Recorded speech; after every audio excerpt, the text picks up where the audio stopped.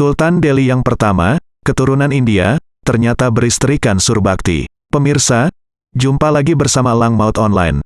Tuanku Sri Paduka Gocah Pahlawan, bergelar Laksamana Hoja Bintan, adalah seorang tokoh pendiri Kesultanan Delhi, atau Medan sekarang, dan Kesultanan Serdang di Sumatera Utara. Menurut kisah, hikayat dari Delhi dan Serdang, Gocah Pahlawan adalah seorang keturunan bangsa India, yang dikirimkan oleh Sultan Iskandar Muda pada tahun 1612 untuk memerintah di daerah bekas kerajaan Aru, Karo. Ia diangkat sebagai Panglima Perwakilan, Wali Negara, dari Kesultanan Aceh Darussalam di daerah tersebut, untuk melawan pengaruh dari bangsa Portugis dan menjalin persekutuan dengan penduduk setempat, yang umumnya adalah suku Karo. Sebelum Gocah Pahlawan pergi ke Delhi, ia terlebih dahulu terdampar di Pasai, Aceh.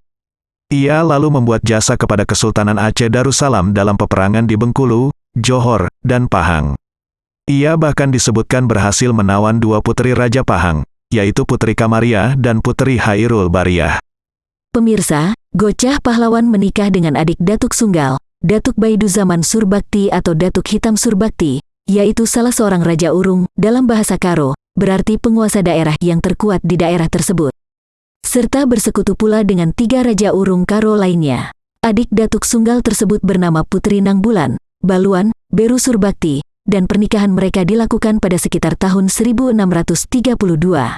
Para Raja Urung Karo yang telah masuk Islam dan menerima pengaruh budaya Melayu tersebut, kemudian menganggapnya sebagai pemimpin tertinggi, primus inter pares, untuk kawasan tersebut.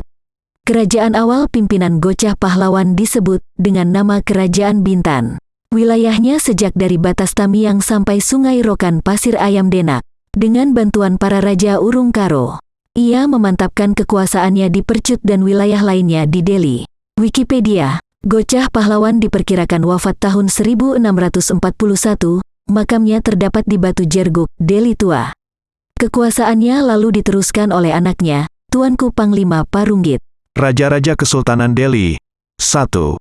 Tuanku Panglima Gocah Pahlawan, tahun 1632 sampai tahun 1669.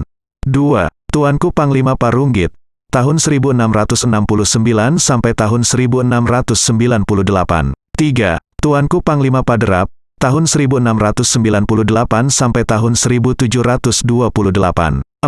Tuanku Panglima Pasutan, tahun 1728 sampai tahun 1761. 5. Tuanku Panglima Gandar Wahid, tahun 1761 sampai tahun 1805. 6. Sultan Amaluddin Mangendar, tahun 1805 sampai tahun 1850. 7. Sultan Osman Perkasa Alam Shah, tahun 1850 sampai tahun 1858. 8. Sultan Mahmud Al-Rashid Perkasa Alam Shah, tahun 1858 sampai tahun 1873. 9. Sultan Mamun Al-Rashid Perkasa Alam Shah, tahun 1873 sampai tahun 1924. 10. Sultan Amaluddin Al-Sani Perkasa Alam Shah, tahun 1924 sampai tahun 1945. 11. Sultan Osman Al-Sani Perkasa Alam Shah, tahun 1945 sampai tahun 1967. 12. Sultan Azmi Perkasa Alam Al-Hajj, tahun 1967 sampai tahun 1998. 13. Sultan Oteman Mahmud Perkasa Alam, tahun 1998 sampai tahun 2005. 14. Sultan Mahmud Lamanji Perkasa Alam, tahun 2005 sampai sekarang. Sultan Delhi menurut catatan John Anderson dalam Mission to East Coast, 1823, mempunyai istana setelah Labuhan sebagai pelabuhan, yakni di Kampung Alei atau Ilir, yang disebutnya sebagai kampung besar yang cantik, dengan rumah yang berbaris di tepi sungai. Medan ke Labuhan berjarak sekitar 20 km dari pusat kota Medan.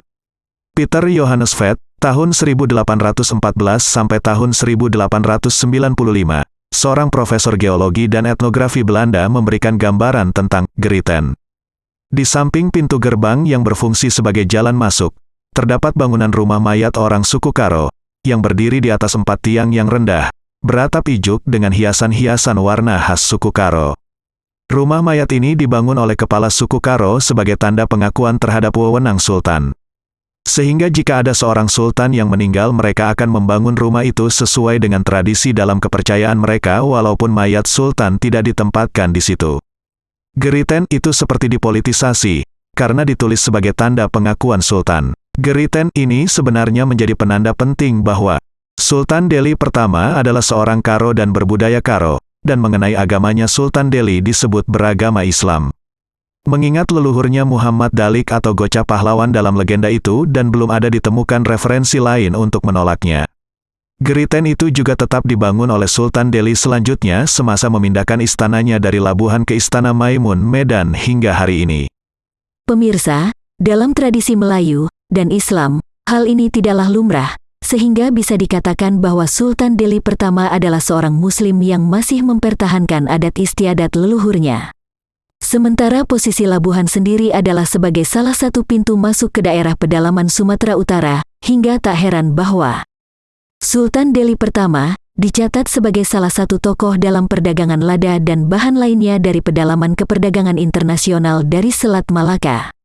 Dari posisinya pun, kampung yang umum dijumpai saat dulu adalah juga berperan dalam seni pertahanan dan kekerabatan adat, di mana menantu, dalam bahasa Karo, disebut anak beru, akan ditempatkan pada posisi melindungi atau menjaga mertuanya, dalam bahasa Karo disebut kalimbubu.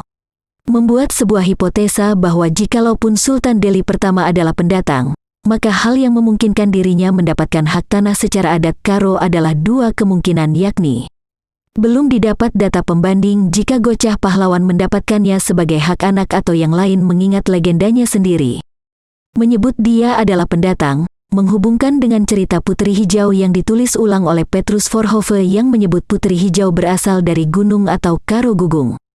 Dan sesuai dengan data tulisan itu, maka saat Putri Hijau ada, Kerajaan Delhi sudah lebih dahulu ada. Artinya saat Putri Hijau ada dari Kesibayakan Sarinembah, maka Sultan Delhi dan Datuk Sunggal sudah lebih dahulu ada.